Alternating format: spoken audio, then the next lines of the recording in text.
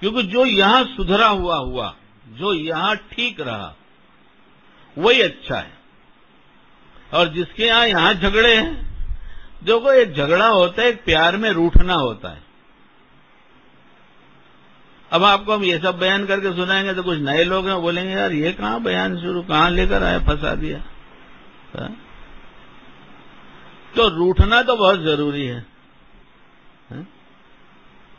اگر روٹھنے والی بیوی نہ ملی تو پھر تو مزہ ہی گھر کا ختم ہو گیا۔ لیکن لڑنا نہیں چاہیے، لڑنا نہیں چاہیے، جھگڑا نہیں چاہیے، اختلاف تو ہو مگر لڑائی نہ ہو۔ اور جس نے اپنے گھر کو سنوارا، جو اپنے اچھا سنوارے گا تو گھر اچھا کہا جائے گا، گھر والے اچھے ہیں، گھر والی اچھی ہے، ان کا گھر بہت اچھا ہے۔ تو آپ علیہ الصلوۃ والسلام فرما رہے ہیں تم میں وہ اچھا ہے، حدیث کا مفہوم، جو اپنے گھر والوں کے ساتھ اچھا ہے، اور میں اپنے گھر والوں کے ساتھ سب سے اچھا ہوں۔ دیکھ لیجیے آپ سرٹیفکیٹ کہاں ملا؟ لیکن ہم نے اس کا علم حاصل نہیں کیا۔ کسی شوہر نے شاید ہی پوچھا ہو کسی اللہ والے سے کہ بیوی کے ساتھ کیسے رہا جائے، اور ہم نے آپ کو شروع میں کیا سنایا؟ علم کا حاصل کرنا فرض ہے۔ کون سا علم؟ جو ہم کرتے ہیں اس کی شریعت کیا ہے، اور جب شریعت کے مطابق کریں گے تو گویا نو انٹری میں آپ نہیں جائیں گے۔ کیا ہوئے گا؟ آپ انٹری میں چل رہے ہیں، نو انٹری میں کوئی چلا جائے تو فوراً لوگ کہنے لگتے بھائی پلٹ جا، بھائی وہ بھائی او مولانا ایسے لوگ چلانا شروع کرتے ہیں۔ ارے بھائی تیرے گھر میں تھوڑی گھس رہا ہوں میں، یہ تو بمبئی کی گلی ہے جس میں جا رہا ہوں۔ لیکن نو انٹری میں گئے تو اتنا شور ہونا شروع ہوتا ہے کہ پوچھو نہیں۔ اور دین کے معاملے میں پورے نو انٹری میں گھس گئے ہیں، کوئی شور ہی نہیں ہے، نہ شور ہے نہ شعور ہے۔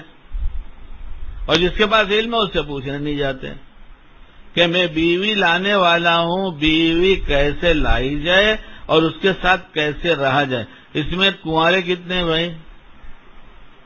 کنوارے کتنے ہیں؟ اچھا ایک ہے، دو ہیں، اور تمہاری ہو گئی شادی؟ ہو گئی؟ اچھا چلو، تو دو کنوارے ہیں، باقی سب شادی شدہ ہیں۔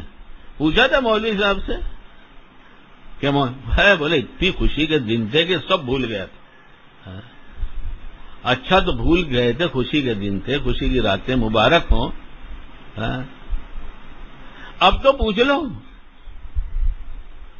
اور مولوی صاحب کسی کی بات کسی کو نقل نہیں کریں گے، کوئی اللہ والا نقل نہیں کرتا، جا کے پوچھ لو اور صاف صاف کہہ دو جھگڑے ہو رہے ہیں گھر میں ہر دم، کیسے رہا جائے بتا دو، جس میں جوڑ ہو جائے تو بتا دیں گے کیسے جوڑ ہو۔ یہ علم جو فرض ہے نا، اس کو نہیں سیکھا تو تاریک فرض کبھی سکون سے نہیں رہ سکتا۔ جس شعبے میں علم حاصل نہیں کیا، ترک کیا، فرض کا تارک ہوا، سیکھنا ضروری تھا اس علم کا، تو فرض کا تارک کبھی سکون سے نہیں رہ سکتا۔ اب ہم دیکھ لیں اپنی زندگی کے سب شعبوں میں، جہاں ہم جانتے ہوں گے کہ فرض ہے یہاں ایسے چلنا ہے، گاڑی چلانا ہے روڈ پر، گاڑی کے چلانے کے اصول اور آداب اور قوانین ہیں، اگر اس کو کوئی آدمی چلاتا ہے تو بڑے سکون سے رہتا ہے، آنا لگا کے دیکھ لو اطمینان سے چلتا ہے وہ، اور اسی کے بازو میں کوئی ایسا ہو رائٹ لیفٹ اوپر نیچے یہاں وہاں، کوئی قانون نہیں کچھ نہیں، اس کے دل پہ دھڑکن ذرا اس کی سن لو، پتہ چل جائے گا کتنی تیز ہو گئی۔ ارے بھائی گاڑی چلانے والوں سمجھتے ہو نا، تجربہ ہے نا، تو یہاں کا فرض چھوڑ دیا تو دل کی دھڑکن بڑھ گئی، اور دل کی دھڑکن کا اعتدال سے ہٹ جانا یہ جسم کو نقصان پہنچائے گا، اعتدال سے ہٹ جانا یہ نقصان پہنچائے گا۔ کچھ جانتے نہیں بیچارے کیا کیا جائے، اور کچھ سیکھتے بھی نہیں، اور مسئلہ یہ ہو گیا ہے کہ کہتے ہیں بتاؤں تم کو، اور ایسا بولیں گے جسے لگتا ہے سب سے بڑے علامہ یا سب سے یہی سمجھا دیں گے۔